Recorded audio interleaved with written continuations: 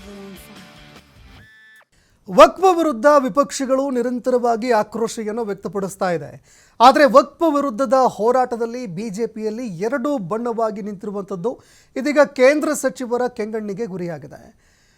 ಭಿನ್ನಾಭಿಪ್ರಾಯವನ್ನ ಬದಿಗೆ ಒತ್ತಿ ವಕ್ಫ್ ವಿರುದ್ಧ ಎಲ್ಲರೂ ಒಗ್ಗಟ್ಟಾಗಿ ಹೋರಾಡಿ ಅಂತ ರಾಜ್ಯ ಬಿಜೆಪಿ ನಾಯಕರಿಗೆ ಕೇಂದ್ರ ಸಚಿವ ಪ್ರಹ್ಲಾದ್ ಜೋಶಿ ಕಿವಿಮಾತು ಹೇಳಿದ್ದಾರೆ. ಒಂದು ಸಮಸ್ಯೆ ವಿರುದ್ಧ ಎಲ್ಲರೂ ಕೂಡ ಅಂದರೆ ಬಿಜೆಪಿ ನಾಯಕರು ಎರಡು ಬಣಗಳಾಗಿ ಹೋರಾಟವನ್ನು ಮಾಡುವಂಥದ್ದು ಸರಿಯಲ್ಲ.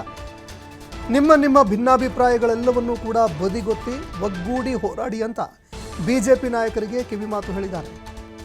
ರಾಜ್ಯ ಬಿಜೆಪಿ ನಾಯಕರಿಗೆ ಕೇಂದ್ರ ಸಚಿವ ಪ್ರಹ್ಲಾದ್ ಜೋಶಿ ಕಿವಿಮಾತು ಹೇಳಿದ್ದಾರೆ.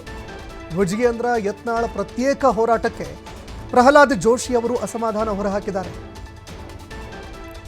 ಇನ್ನು ವಕ್ಫ್ ಹಿಂದೂ ಸಮಾಜಕ್ಕೆ ಬಂದಿರುವಂತಹ ದೊಡ್ಡ ಕಂಟಕ.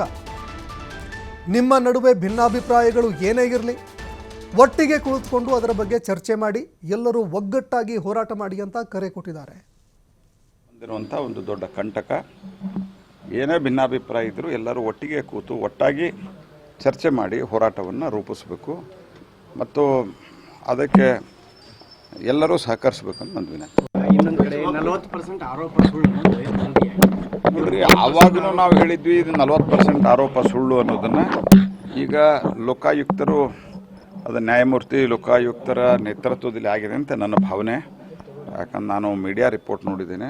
ನಾನು ನಿನ್ನೆನೇ ರಾತ್ರಿ ಬಂದಿದ್ದೀನಿ, ನಿಮಗೂ ಗೊತ್ತಿದೆ, ಡೀಟೇಲ್ ಆಗಿ ನೋಡಿಲ್ಲ. ಆದರೆ ಮಾಧ್ಯಮದಲ್ಲಿ ವರದಿಯಾಗಿರುವಂತೆ ಲೋಕಾಯುಕ್ತರು ಅದನ್ನು ತನಿಖೆಯನ್ನು ಮಾಡಿ ರಿಪೋರ್ಟ್ ಕೊಟ್ಟಿದ್ದಾರೆ. ಸೊ ಅದಕ್ಕೆ ಈಗಾದರೂ ಸರ್ಕಾರ ಕ್ಷಮೆ ಕೇಳಲಿ ಅಷ್ಟೇ. ನಾನು